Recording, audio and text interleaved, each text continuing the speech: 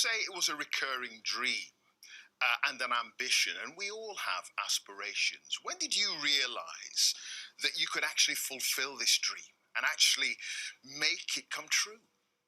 Yeah, I mean, look, ever since I stood outside my house when I was a teenager looking at the moon and realizing that there were people standing on the moon, I've dreamt of one day being able to go to space, and I think a lot of people have.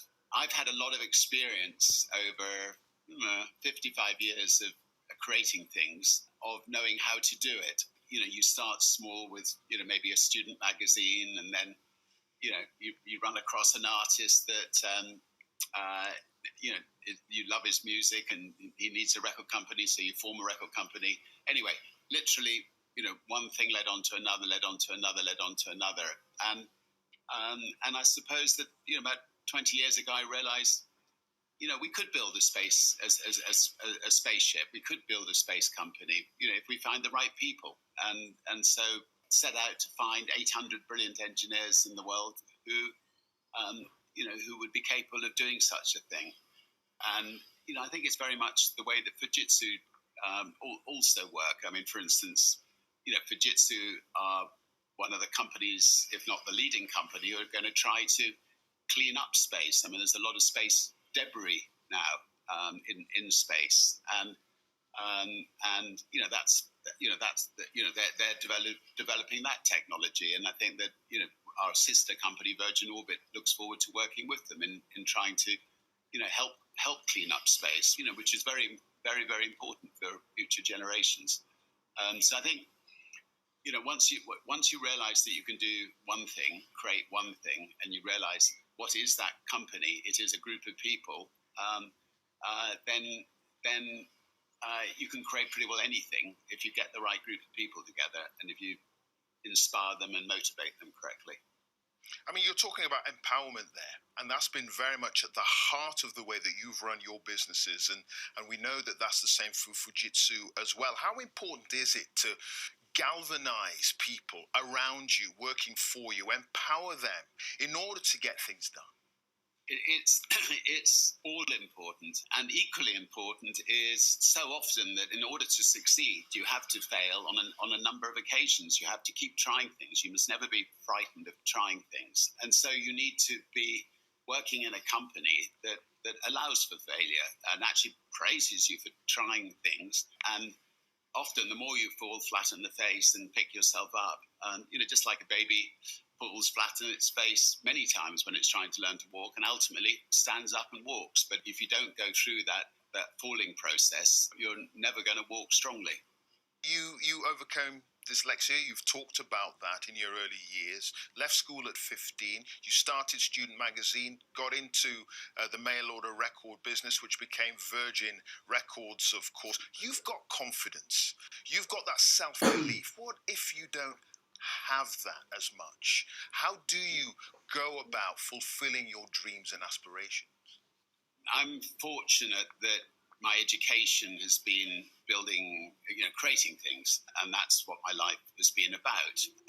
My life has been about, finding great people and surrounding myself with wonderful people. And because I was dyslexic, I've got plenty of weaknesses, so I needed wonderful people to compensate, and that was actually turned out to be a positive thing.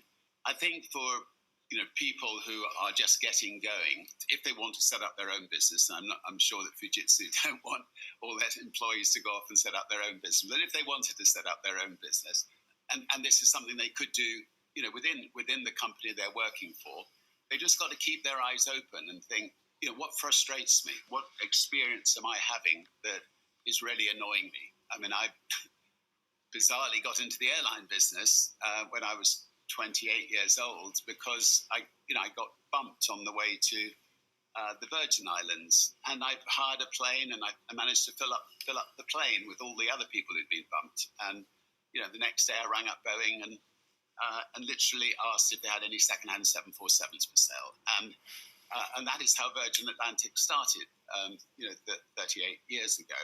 And that was out of a frustration. Now, there will be a lot of people working for Fujitsu who will be frustrated about the state of the world and the damage that's being done to the world. And, it would be wonderful if they could start putting their mind on, there must be a technological way of sorting it out. You're looking at this technological way of sorting out, getting debris out of space, but, maybe there's a technological way of extracting carbon out of the atmosphere. Maybe it would be acceptable to pump carbon to the bottom of the oceans. Obviously, it needs to be checked. And, the oceans are enormous. Maybe that could solve the problem. How could we have breakthrough battery technology, which would obviously be one of the big answers? How can we make drilling for energy beneath our homes even more efficient?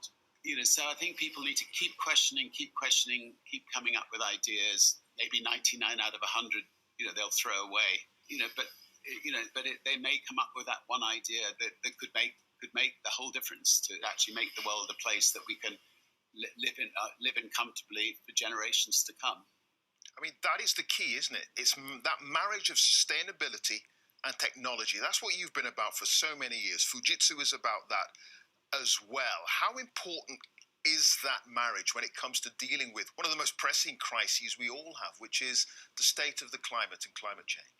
Incredibly important. I mean, we've set up a number of organizations that we run just like we run our companies, so with a team of people to run them. So we set up the Elders with Nelson Mandela and Archbishop Tutu and Kofi Annan and a group of wonderful men and women to speak out on issues like climate change and try to resolve conflicts. We set up the B team, which is a group of business leaders to do similar work.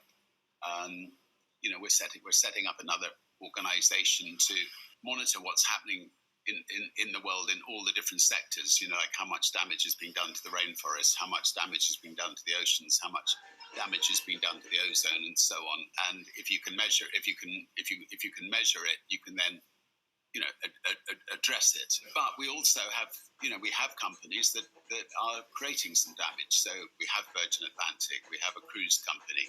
So we've got to internally, we've got to make sure that we're carbon neutral by 2030, not by 2050. I think that's too late. And we have got to innovate internally to come up with jet aviation fuel that is clean jet aviation fuel, and we're working on that.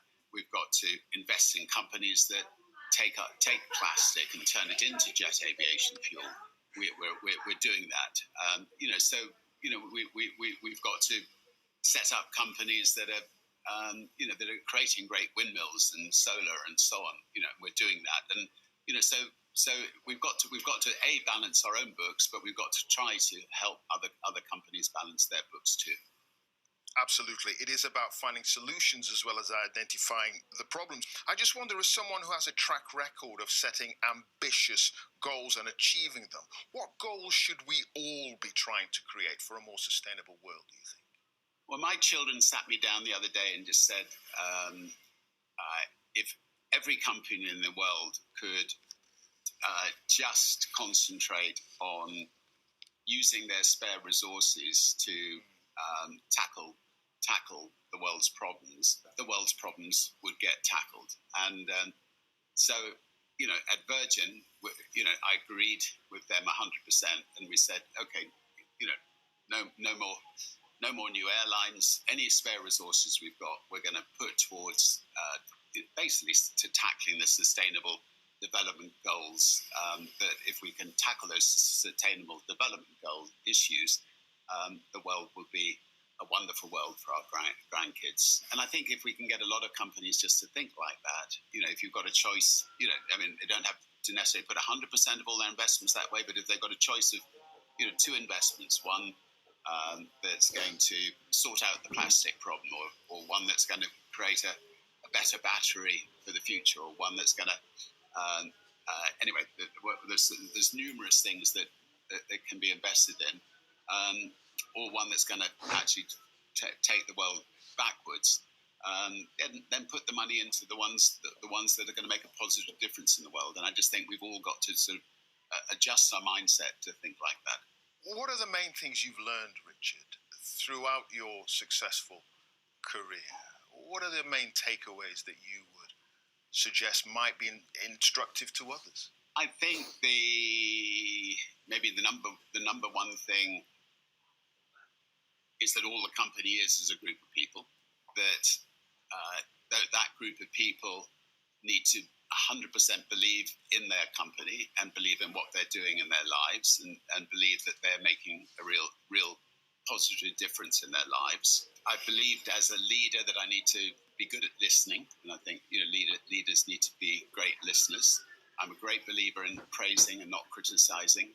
I remember as a kid, if I ever said an ill word about somebody, as an 8-year-old or a 7-year-old, my parents would send me to the mirror and make me stand in front of the mirror for 10 minutes because they said it reflected so badly on me. And I think that, that was really wonderful advice. And, just people shouldn't be afraid of just trying things.